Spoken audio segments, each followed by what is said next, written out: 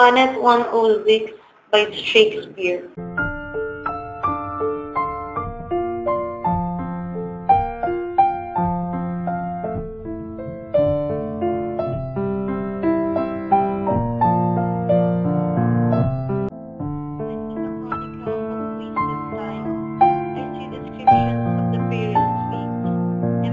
Making beautiful all thrive in praise of a lady's death and lovely night.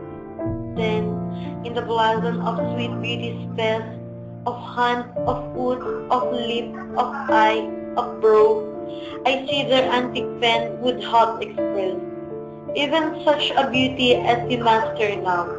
So all their faces are but prophecies of this our time, all you prefiguring, and for they look but with divining eyes, they had not still enough your word to sing.